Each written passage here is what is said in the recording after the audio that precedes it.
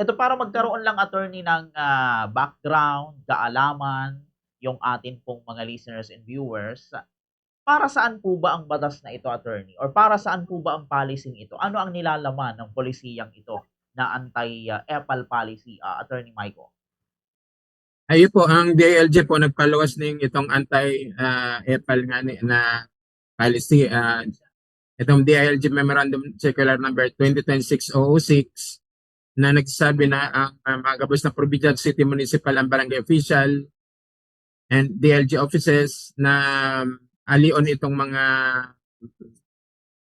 logo, photo ng mga official na nakalag sa mga government projects and facilities. Syempre po ang basis po kayan, syempre itong sa Constitution na Principle of the Public Office of Public Trust, duman po sa ethical conduct for public official employees, tapos si COA rules, tapos digdi sa General Appropriations Act. Yan po sa basihang gatong resolution na syempre mga government programs, projects, facilities are not owned by the officials or candidates, taxpayers money yan.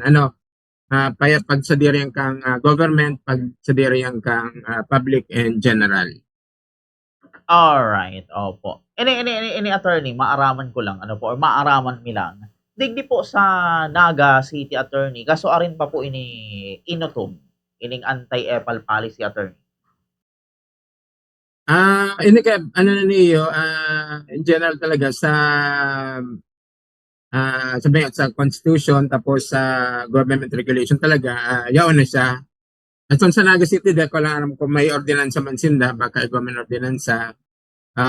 Pero sabi nga ni, halin na ini, kasi sa constitution na ano po ini na sabi nga ni, government, projects, facilities, properties, sa government yan, sa public yan in a whole. Bako yan naman sa particular candidate ang mga gamit yan na fondo.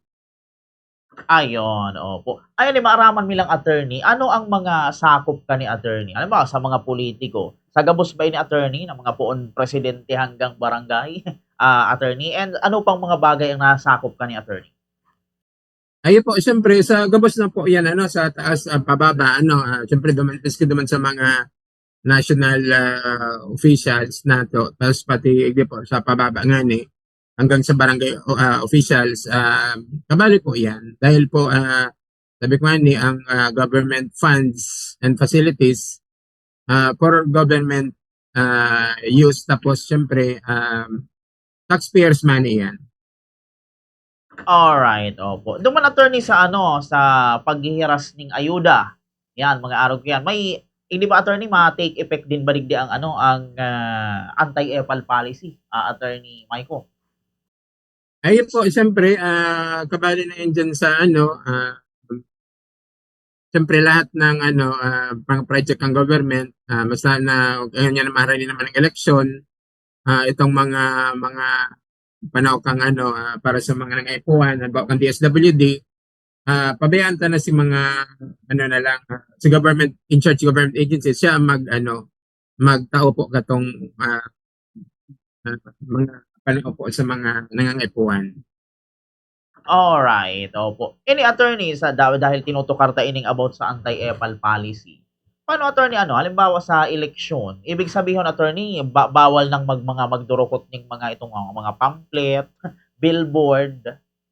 Pinagbawal na ba yan attorney?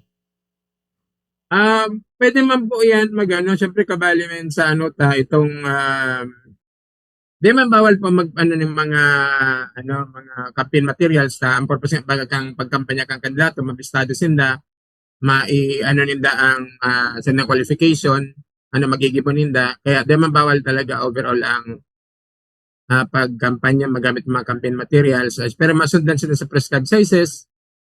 Tapos syempre pagkampanya dahil bawal gamiton ang mga government facilities, vehicle, kasi mga incumbent bawal maglagay silang pangalan sa mga projects. Pwede man in generalize ba halimbawa City of Naga, this is a project of City Government of Naga.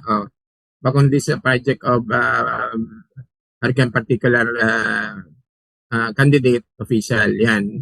Kaya ayaw na ilalag nila. This is a project of the provincial government of Camarines Sur. Yan. Yan ang ilalag nila. Bakun na si mga pangalan katong mga incumbent officials na kandidato man. Opo. Curious lang ako, attorney. Ano ta EPAL, attorney, ang apod? Anti-EPAL. Kasi pwede man sa labag, attorney, ibang term. Bakit ganon, attorney, ang apod? EPAL kaya garot na nagpapapil baga. Nagpapapil. Garo kaya ng pagano lang sa term, garo ang term niya pang kalye, EPAL, para madaling matandaan. Opo. Bawal digdi, attorney, na halimbawa, anong apod kayo ni? Ang kinon, syempre, kang mga politiko, kang mga nangangampanya, ipangaral ninda sa inda, iyang mga bagay na sa gobyerno, attorney Maiko. Iyo po, tama po yan. Ang nga talaga, mga government projects, facilities, properties, sa government yan. Tapos gamit ang taxpayers' money, baka man yan duman sa particular candidate or official. Siyempre, ang purpose mga talagang pag-elect ng mga official para po mag-serve sila sa tao. Alright, opo. Sa hiling mo, attorney, or sa imong observation, ano ang kagayunan kang polisiyang ini, attorney, ining anti-EPAL policy? Ayun po, siyempre ang purpose kaniyo, dai magamit ang government fund, facilities, project, properties sa personal gain kang mga official, particularly sa mga kandidato. Ang purpose man lang talaga kaniyong magpapogi, ibig sabihin kan sabi papogi, dagdag sa inda, parang nila accomplishment kani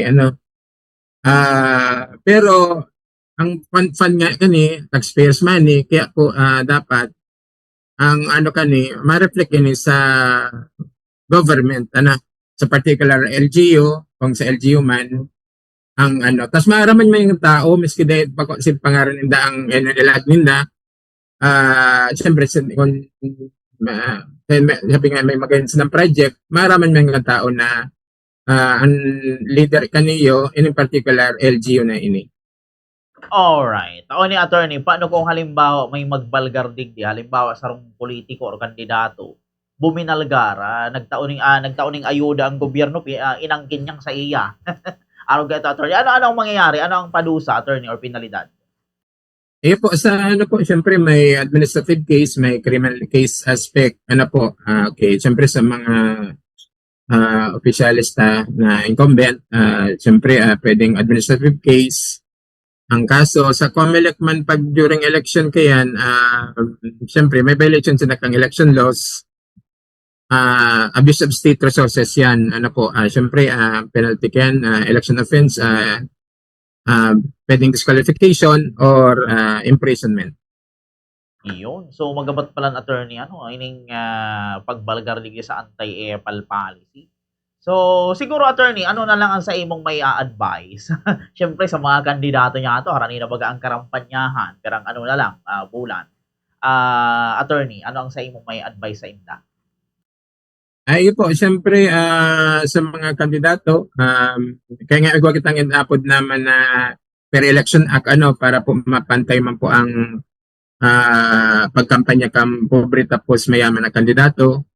Magsun po kita igdiyo, siyempre ining sa abuse of state resources kang program kang COMELEC na dapat anti-abuse of state resources, di gamitan ang properties and public funds and projects sa personal campaign ka mga kandidato. Magsunod na lang po kita igdiyo, kung siyempre mabantay man lang sa Indo, si mga kalaban Indo, once nag-file ka man ng COC, magsunod na po sa rules kang campaigning. Data po gamiton ang pondo kang gobyerno sa tuyang personal campaign.